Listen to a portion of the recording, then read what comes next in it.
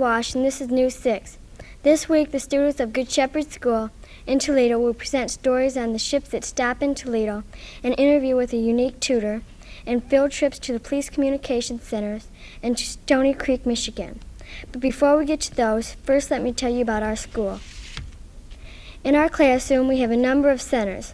Most of them are used for math because our teacher teaches 4 grades of math.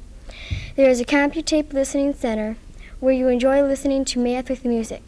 A worksheet is provided, and the cassette gives directions and all the answers after we complete our work. In our viewing center, we may watch a math film strip or work on a TV-type machine called System 80. We listen to instructions and press a button for a correct answer. If the answer is right, the picture changes. We also have a computer center which has 2 electrical calculators. We insert an IBM card which gives us the math problem.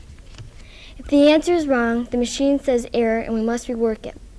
There is also a Center for Social Studies, where we display projects such as Jim Christoph's tools for the prehistoric man and various Egyptian mummies and pyramids. But the News Center is the most popular. Before our regular classes, 4 reporters from WSIX give us stories from the news about things we are studying.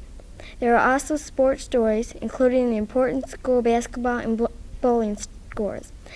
The weather consists of the temperature and the forecast, but the highlight of the news is the joke of the day, even though the joke reporter has a tough time coming up with a good joke. And now here's Anne-Marie with an interview with a member of the Good Shepherd staff.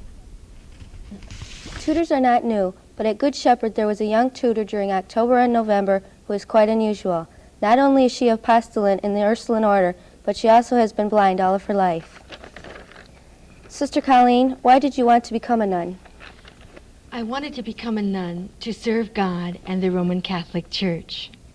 Do you do any work with the blind? Yes, I do. I am a member of the Toledo Federation of the Blind, which is a local chapter of the National Federation of the Blind.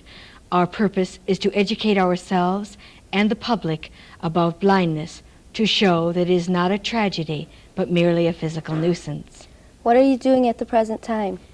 At the present time, I will be working for the Lucas County Welfare Department Food Stamp Office. Where did you go to grade school? Was it special classes? I attended regular classes at Rosary Cathedral and Our Lady of Perpetual Help, and graduated from Bowling Green State University with a degree in elementary education. Where would you like to serve as a nun? I would like to serve anywhere that the community and the church would have need of my service. Thank you, sister. And now here's Rich with the story of the ships of the Maumee River.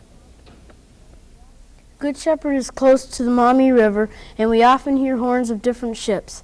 I and Andy Horseman recently went aboard a ship to see below deck and in the pilot house. Docked at Mid-States Terminal, we found the Agilcene with our host, Captain Hatcher.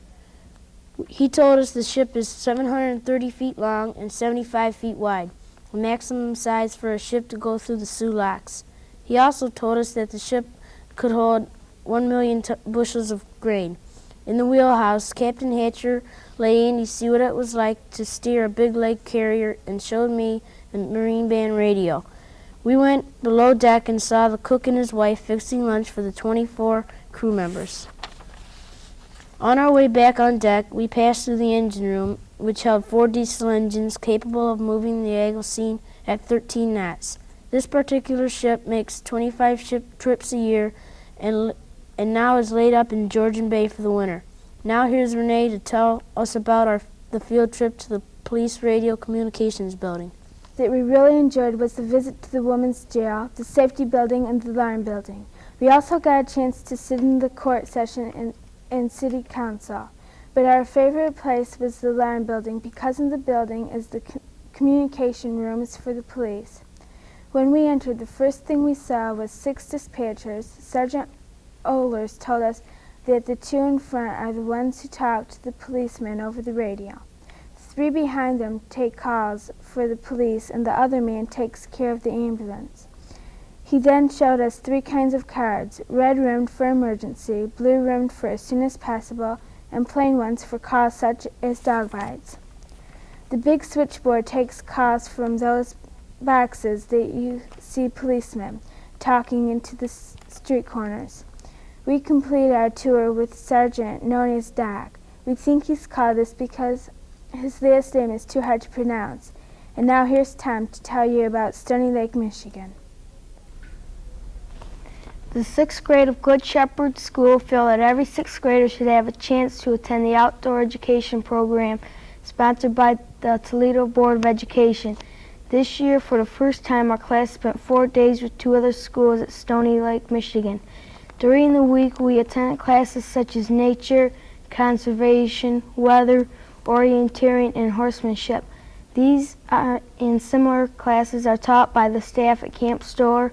Organized group activities such as skating, square dancing, campfires, hikes, skits, and Olympic game night fill the time that was not spent in planned instruction. We ate in the center's large dining hall and slept in heated cabins with 1 or 2 cabin leaders. Our counselors are all college students planning to become teachers.